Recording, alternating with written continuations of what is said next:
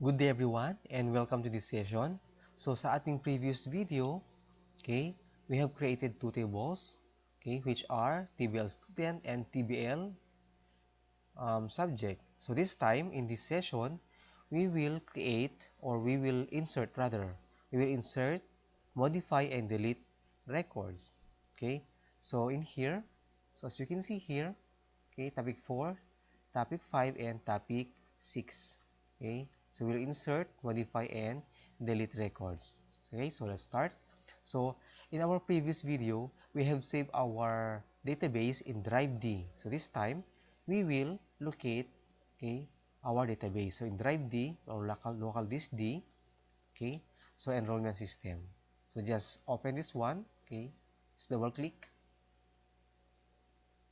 okay. So don't forget to enable content, okay, so that we can modify or you can change the structure also of your database. So now, okay, I will just uh, magnify it, okay. So in here, we will try to insert record in TBL student, okay. So how to open your table? So you can just double click, okay, double click, okay. So I will just close it, or you can just right click and open, okay, there. So example, okay, we will insert record here. So in our first field, okay, so we have student number. So example 20-12345.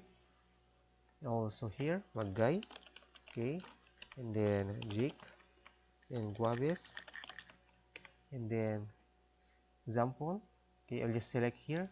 So in here you cannot select since you are trying to insert date, or you have set in your table that it will accept date or it will store date, so you are not allowed to insert text. Example, okay, I will use like this.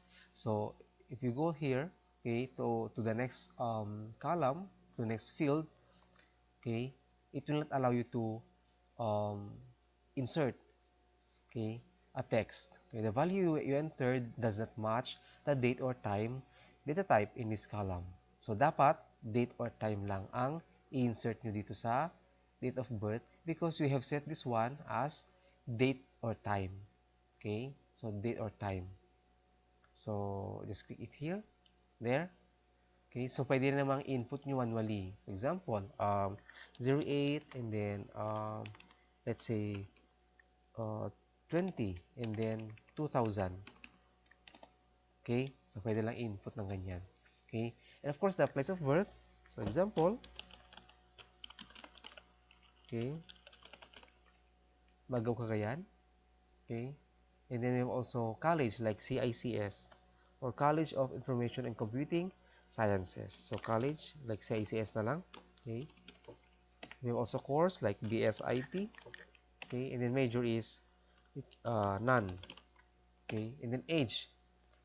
So you can insert any age here, or the age here, okay, and it must be a number because we have set age as a number, okay. So the data type of age is number, so you should also insert number as its value. So let's say 25, okay. So in here, you don't need to press Ctrl S. You don't need to press Ctrl S. Okay, your table has already saved your record.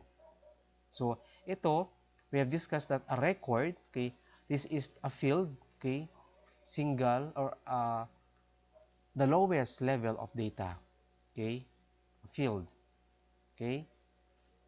Now, a row, okay, is composed of multiple fields. Yung isang row natin, okay, ay equivalent siya sa isang record. So, itong row na to ay isang record na yan. Okay? If you can still remember our discussion. Okay? And itong rows na to, okay, siya yung bumubuo sa ating table. If you can still remember the our discussion there, it says that um, a row, okay, or a field comprises a record. Okay, and then a record comprises a table. Okay, if you can still remember that discussion or the topic. Okay, so let's try to insert another one. So in using a database, it will not allow you to insert duplicate record if you are using primary key as your unique identifier. So ulitin ko, a unique key is a primary key is a unique key or a unique field. It means unique, hindi siya pwedeng madoble. Okay? So, yun yung rule. Hindi siya pwedeng madoble. So, isang beses lang dapat siya mag-exist. For example, itatry ko dito ha. So, 20 dash, okay, 1, 2, 3, 4, 5. I will use the same student number. And then, like Maggay, okay, and then Josephine, and then Manibay. Okay. So, I will use again, okay, any date here. I will insert any date. And then, Tugigaraw City. Okay. And then, so still CIC, let's say seated. Okay, and then BEd. And then generalist. Okay, sorry. And then age, let's say 24. Okay. So, tinanggap ng table nyo, ito, ngayon pa lang. Kasi hindi pa kayo nagpo-proceed sa next row. But if you proceed to the next row, mag-warning yung ating table or ating database. So, I will try to go to the next row. Okay, it is there. The changes you requested to the table were not successful because they would create duplicate values in the index primary key or relationship. So, mag-create siya ng duplicate record sa ating primary key. Okay? Change the data in the field or fields that contain duplicate data. Remove the index or redefine the index to permit duplicate entries and try again. Pag sabing redefine, babaguhin mo daw siya at hindi mo siya gagawing primary key. But we want that the student number should be unique. So let's try to click OK. So this time, I will change this one to 6. Okay? 1, 2, 3, 4, 6. Okay? So let's go to the next record. Yan. Gusto niya nang i-save. Gusto niya nang, I mean, it will accept the next record. Okay? So, ganun lang mag-insert ng record sa ating table using our DBMS GUI. So, it's very easy. So, you can add another here. For example, 20-1, 2, 3, 4, 7. Okay? Nissan Maggay. Okay? Earl Gio. Okay? And then, let's insert any date again. Okay? And then, Tuguegarao City.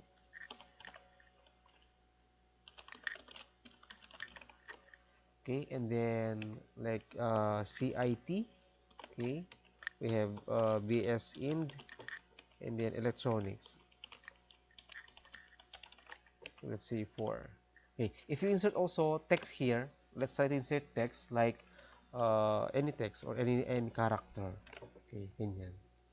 Okay, if you will go to the next row, okay, hindi yan itatanggapin yan kasi you are violating the the rule. Okay, it should be number because we set this one as a number data type. Okay, so let's change this one. 7. Okay. Okay, so yan. So we have now 3 records in TVL Student. Ganon din sa ating TVL.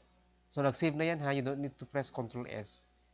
But if you adjust this one, so nag-adjust yung size ng ating field, okay?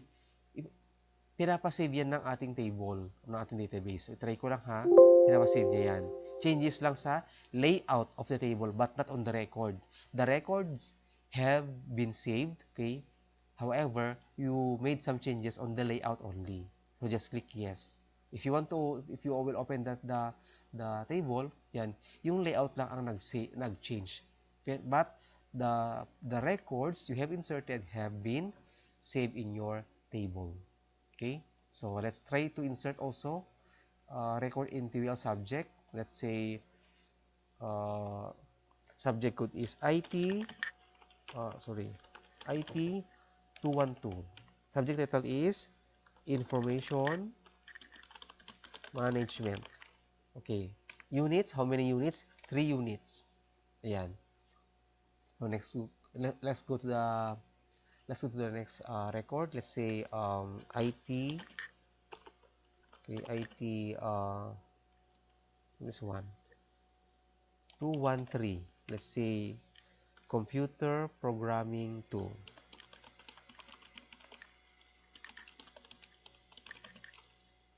Okay, and then 3 units. So as you go to the next row, automatic na, okay, na yung ating records dito, mga to, nakasave na sa ating table. So even if you close this one, okay, and even if you close the entire database, okay, and if you want to open it again, okay, nandun na yung ating mga table, ay mga records, nandyan lang sila. Okay, nakasave na yan. Nakasave na. Okay? So, there we have already inserted records in PBL student and PBL subjects. Now, how to modify? Okay? As one of our topics here, okay, modify records. And that's very easy. Okay? Let's try to modify. Okay? Just open your table, okay, PBL student, and then you will just modify here. Okay? Just change this one. Let's say, example, sample, like that. Okay? So, it's very easy to modify records.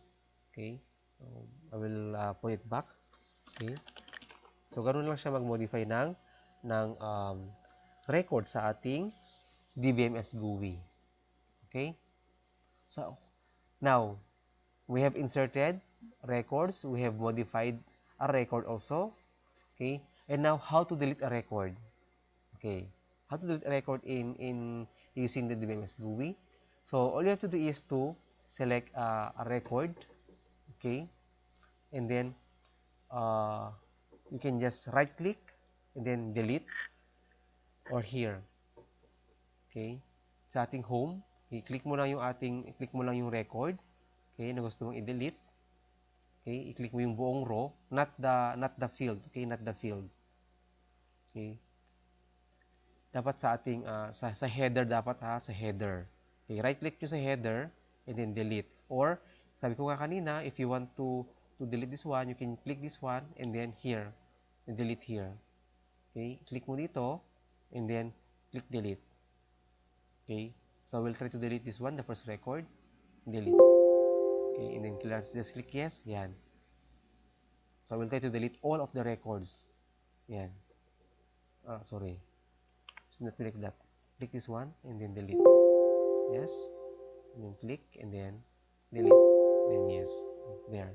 We don't have table anymore. So once na-close mo yan, okay, wala na talaga yung mga records natin.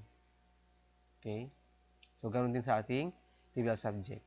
Okay, if you want to change this one, like IT 214, okay, so pwede lang. Okay, if you want to delete it, just right click, and then delete, and click yes. Okay, right click, and then delete, click yes. So, that's how we insert, delete, and uh, insert, modify, and delete records in Microsoft Access GUI.